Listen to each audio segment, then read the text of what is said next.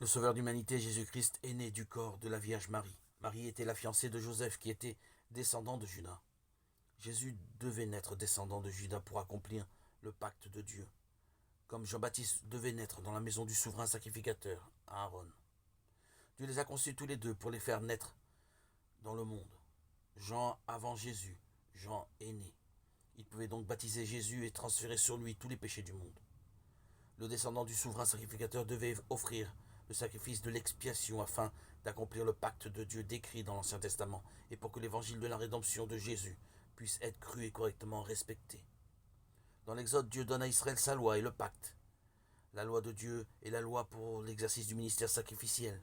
Dans le tabernacle, les vêtements des prêtres, les détails des sacrifices et la succession de la prêtrise par les fils de prêtres. Dieu a nommé Aaron et ses descendants souverains sacrificateurs à perpétuité. Tous les descendants d'Aaron peuvent donc offrir le sacrifice et les souverains sacrificateurs ne peuvent être issus que de la maison d'Aaron. Que pensez-vous de cela?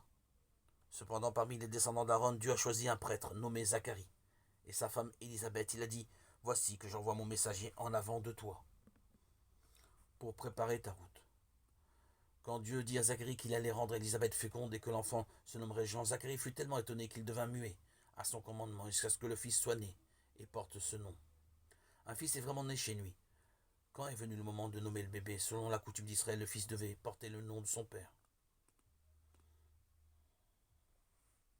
Luc 1, 57-66.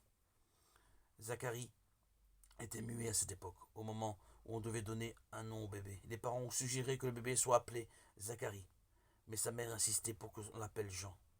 À cela, les autres membres de la famille répliquaient qu'il n'y avait jamais eu personne ayant ce nom et que le bébé devait s'appeler comme son père. Comme Élisabeth continuait d'insister à propos de ce nom, les membres de la famille allèrent chez Zacharie et demandèrent quel devait être le nom du bébé. Zacharie, qui ne pouvait pas parler, demanda une tablette et écrivit Jean. Tous les parents furent étonnés par le choix insolite de ce nom. Mais aussitôt après avoir nommé ainsi, la bouche de Zacharie s'est ouverte. Il a adoré Dieu et a été rempli de l'Esprit Saint et a prophétisé. Luc raconte la naissance de Jean-Baptiste dans la maison de Zacharie.